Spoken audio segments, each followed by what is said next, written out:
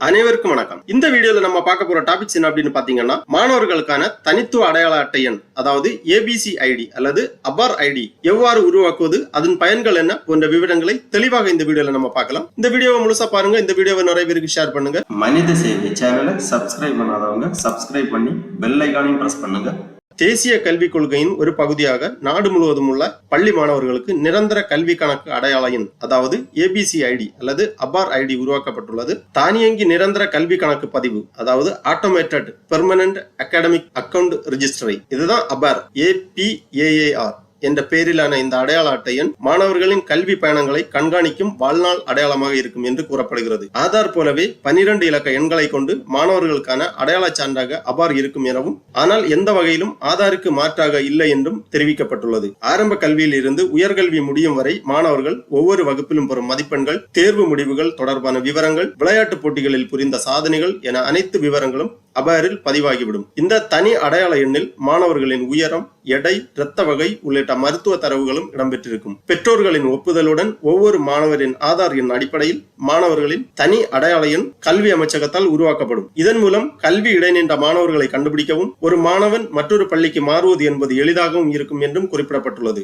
மேலும் போலி மதிப்பெண் சான்றிதழ்களை தடுக்க முடியும் எனவும் மத்திய கல்வி அமைச்சகம் தெரிவித்துள்ளது. அபார் அடையாள அட்டை அகாடமிக் பேங்க் ஆஃப் கிரெடிட் மூலம் பதிவு செய்யப்படுகிறது. மாணவர்களின் இந்த தனித்துவ அடையாள அட்டை எண்ணை உருவாக்குவதற்காக, அதாவது அகாடமிக் பேங்க் ஆஃப் கிரெடிட் அல்லது அபார் எண்ணை உருவாக்குவதற்காக டிஜிலாக்கர் கணக்கு வைத்திருக்க வேண்டும். டிஜிலாக்கர் கணக்கு வைத்திருப்பவர்கள் மட்டும்தான் எளிய முறையில் ஏபிசி ஐடி உருவாக்க முடியும். டிஜிலாக்கரில் கணக்கு எவ்வாறு துவங்குவது என்பதை பற்றி ஏற்கனவே மனித சேவை சேனலில் ஒரு வீடியோ பதிவிடப்பட்டுள்ளது. அந்த வீடியோவோட லிங்க் நான் இந்த வீடியோவோட டிஸ்கிரிப்ஷன்ல கொடுக்கிறேன். பார்க்காதவங்க எவ்வாறு கணக்கு துவங்குவது என்பதை பற்றி அந்த வீடியோவை பார்த்து புரிந்து கொள்ளலாம். டிஜிலாக்கர் கணக்கு வைத்துள்ளவர்கள் டிஜிலாக்கர் இணையதளத்தில் சென்று எவ்வாறு தங்களது ஏபிசி ஐடி அதாவது அகாடமிக் பேங்க் ஆஃப் கிரெடிட் அல்லது அபார் ஆட்டோமேட்டட் பெர்மனன்ட் அகாடமிக் அக்கவுண்ட் ரிஜிஸ்டரி என்ற எண்ணை எவ்வாறு கிரியேட் செய்வது என்பதை பற்றி தொடர்ந்து நீங்கள் பார்க்கலாம்.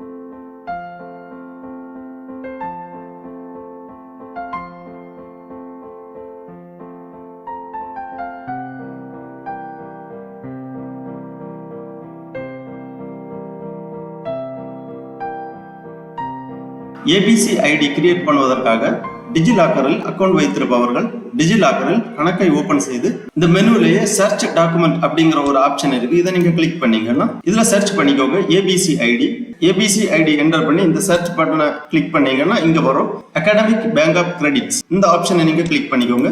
உடனே இந்த மாதிரி அபார் ஐடி அப்படிங்கிற ஒரு ஐக்கான் வரும். இதுல கிளிக் பண்ணிக்கோங்க. உடனே அபார் ஐடி அல்லது ஏபிசி ஐடி இரண்டுமே ஒண்ணுதான். இந்த மாதிரி உங்க டீடைல்ஸ் எல்லாமே வரும். Get your document by entering the required details அந்த மாதிரி கொடுத்திருப்பாங்க. Name, date of birth, gender, உங்களோட மொபைல் நம்பர் எல்லாமே ஆல்ரெடி வந்துடும். ஏன்னா நீங்க ஆல்ரெடி டிஜிலாக்கர் அக்கௌண்ட்ல கணக்கு ஓபன் செய்து வைத்திருப்பதால் அந்த டீடைல்ஸ் எல்லாமே இங்க வந்துடும். அடுத்து உங்க ஐடென்டிட்டி வேல்யூ என்டர் பண்ணணும். அதாவது உங்க ஐடென்டிட்டி டைப் கீழே கொடுத்திருக்காங்க. Roll number, registration number, enrolment number, new admission அல்லது நான் அந்த மாதிரி கொடுத்திருக்காங்க. அதாவது உங்களது ரோல் நம்பர் அல்லது ரெஜிஸ்ட்ரேஷன் நம்பர் அந்த மாதிரி ஏதாவது ஐடென்டிட்டி வேல்யூ இங்க என்டர் பண்ணிக்கோங்க. அப்புறம் ஐடென்டிட்டி டைப் செலக்ட் பண்ணிக்கோங்க.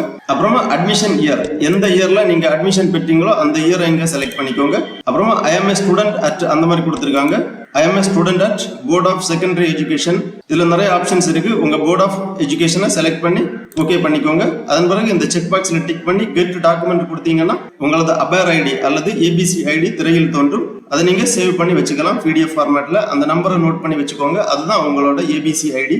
இவ்வாறு மாணவர்கள் கண்டிப்பாக உங்களது அபார் ஐடி அல்லது ஏபிசி ஐடி கிரியேட் செய்து வைத்துக் கொள்ள வேண்டும். ஏனென்றால் டிஸ்டன்ஸ் எஜுகேஷன் மற்றும் பிற கல்வி நிலையங்களில் கல்வி பயில்வதற்கு ஏபிசி ஐடி நிச்சயமாக தேவை. ஆகவே மாணவர்கள் டிஜிலாக்கர் அக்கௌண்டில் ஒரு கணக்கு துவங்கி உங்களது அபார் ஐடி அல்லது ஏபிசி ஐடியை கிரியேட் செய்து வைத்துக் கொள்ளுங்கள். இவ்வாறு டிஜிலாக்கர் வழியாக எளிய முறையில் உங்களது ஏபிசி ஐடியை நீங்கள் கிரியேட் செய்யலாம். ஓகே நண்பர்களே, இந்த வீடியோ உங்களுக்கு உபயோகமா இருந்துச்சுன்னா லைக் பண்ணுங்க, ஷேர் பண்ணுங்க. மனித சேவை சேனலை சப்ஸ்கிரைப் பண்ணாதவங்க சப்ஸ்கிரைப் பண்ணி பெல் ஐகானை பிரஸ் பண்ணுங்க. அனைவருக்கும் நன்றி, வணக்கம்.